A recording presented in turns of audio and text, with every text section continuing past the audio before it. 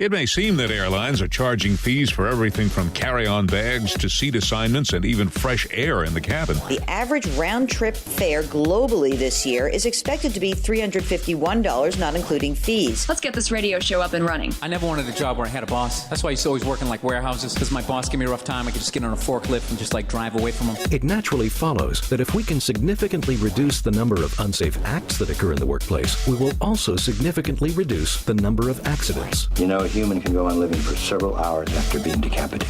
You're thinking of a chicken. A lot of stuff happening on Tuesday. Showtime. Hi, everybody, and welcome to NSS. This is the Reynolds Report. The R-rated X-Men spin-off Logan opened with a massive $85.3 million in North American theaters this past weekend. Logan also sold $152 million in tickets overseas. Still with X-Men for a minute, while Michael Jackson is rightfully remembered as the king of pop, it turns out that the legendary performer actually had his eyes set on finding success way beyond music. A screenwriter behind the first X-Men film says Michael Jackson auditioned for the role of Professor X, which ultimately went to Patrick Stewart. Uh-oh, everybody watch out. Less than 2 weeks after nearly colliding with a passenger jet while coming into land, Harrison Ford returned to the skies once again Saturday. This time, Ford took off in a helicopter.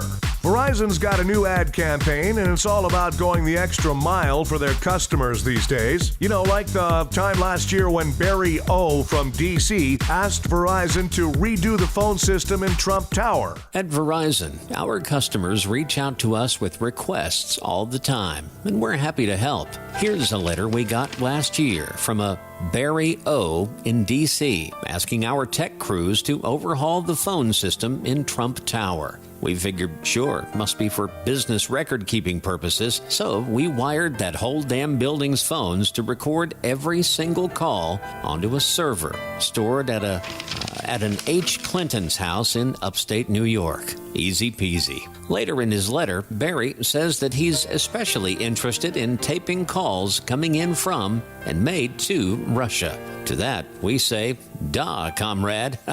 Yes, sir, we got tons of hours of audio out of Trump Tower. Some calls were from some woman who could barely speak English, saying things like, help me and get me out of here, and he's going to deport me. We're Verizon, and we're happy to help. President Trump wants a congressional investigation into whether or not Barack Obama tapped his phones.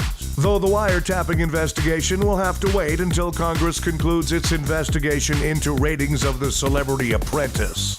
Meanwhile, Trump said Arnold Schwarzenegger ruined Apprentice. Another possibility is that no one wanted to watch Boy George run a cupcake stand. Melania Trump went to a Manhattan hospital ward last week and read to a group of sick children there. The children loved hearing Melania read to them about her husband Barack, her children Sasha and Malia, and the vegetable garden she keeps at the White House.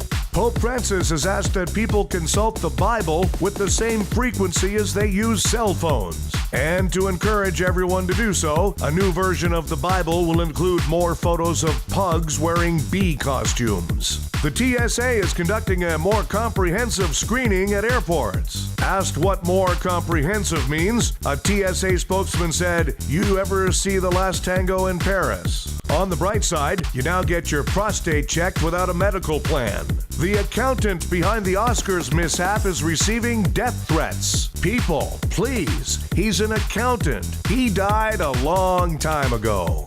A 50-year-old Japanese man was found dead by his landlord underneath about 6 tons of porn magazines. Not much is known about the man other than he doesn't own a computer. On the bright side, the incident has inspired Sci-Fi's next movie, Pornado. A man in Austin, Texas was arrested for having sex with a chain-link fence. The man will pay a fine and never be allowed inside that Home Depot ever again. Time for Nobody Gives a F***. The new live-action Beauty and the Beast includes Disney's first openly gay character. That's, of course, if you don't count the 7 little men who all live together in an isolated house in the woods. Hey, beasts, nobody gives a f***. A male Polish politician said women should earn less than men because they're not as intelligent. And yet, it was supposedly an intelligent male who said something that stupid. Hey, idiot politicians. Nobody gives a f***. Jimmy Buffett is planning to open Margaritaville retirement communities, complete with restaurants, bars, and live entertainment. Sounds great. Drunken grandmothers ripping off their tops. Hey, Jimmy, nobody gives a f***. Thanks, everybody. We have a new episode of the Reynolds Report for you every weekday. Be sure to check out NSS Live, starring Frank D'Angelo and his celebrity panel of guests, including the legendary Phil Esposito. Tuesdays and Thursdays, NSS Live.